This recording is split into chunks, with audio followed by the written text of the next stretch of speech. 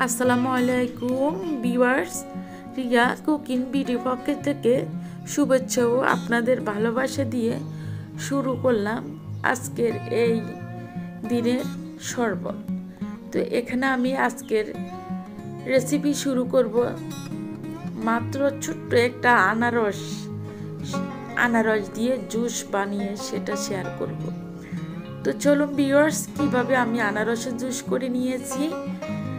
এই গরমের ঠান্ডা তৃপ্তিতে ভরে যাবে ইফতারের সময়। এই জুসটা খেতে অসাধারণ মজা লাগবে। তো ভিউয়ার্স চলুন, তো এখানে আমি নিয়ে নিলাম ছোট্ট একটা আনারস, কেটে আমি টুকরো করে নিয়েছি, ছোট ছোট সাইজ করে টুকরো করে নিয়েছি। সাথে নিয়ে নিয়েছি চিনি, বিট লবণ, আর নিয়ে নিলাম লেবুর রস 1 চামচের মতো, একটু বেশি হবে, নিয়ে নিছি লেবুর রস। তো এখানে আমি একটা গ্রাইন্ডার জগে নিয়ে নিলাম আনারস, যে টুকরো করে নিয়েছি সেগুলা নিয়ে নিলাম, আর সাথে দিয়ে দিব এখন চিনি। আগে দিয়ে দিব লেবুর যে রসটা নিয়ে নিয়েছি সেটা দিয়ে দিব চিনিগুলো, সবগুলো চিনি আমি দিয়ে দিব, তাহলে পারফেক্ট হবে। আর সাথে দিয়ে দিব একটু সামান্য পরিমাণ বিট লবণ, আর দিয়ে দিব আমি এর সাথে ঠান্ডা পানি।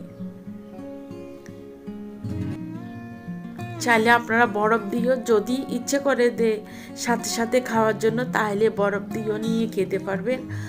আর চাইলে আপনারাও ফ্রিজে রেখে নিয়েও খেতে পারবেন। তো আমি একটা গ্রাইন্ডার জগে গ্রেট করে নিয়ে নিচ্ছি। আর গ্রেট নেওয়ার পরে আমি এখানে নিয়ে নিলাম একটা চালনিতে চেলে নিব। চালনিতে চেলে যে জুসটা হয় সেটা আমি গ্লাসে করে নিয়ে নিব।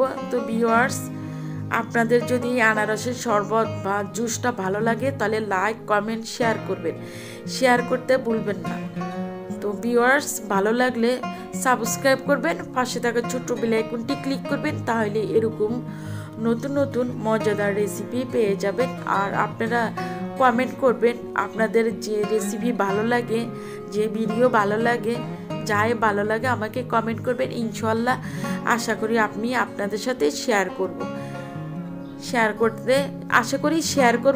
করে আপনাদের সাথে আপনাদের মনটা উজ্জ্বল করার জন্য আমি চেষ্টা করব, হাসি খুশি রাখার জন্য। তো ভিউয়ার্স, এই তো হয়ে গেল আনারসের জুস। আমি নিয়ে নিলাম গ্লাসে। এই গরমের দুপুর বা ইফতারের জন্য নিয়ে নিলাম আজকের এই আনারসের জুস।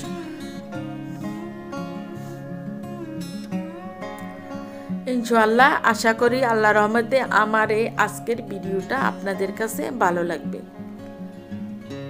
তো ভিউয়ার্স, যে যেখানে থাকবেন ভালো থাকবেন, সুস্থ থাকবেন, সবার জন্য দোয়া করবেন। আল্লাহ হাফেজ।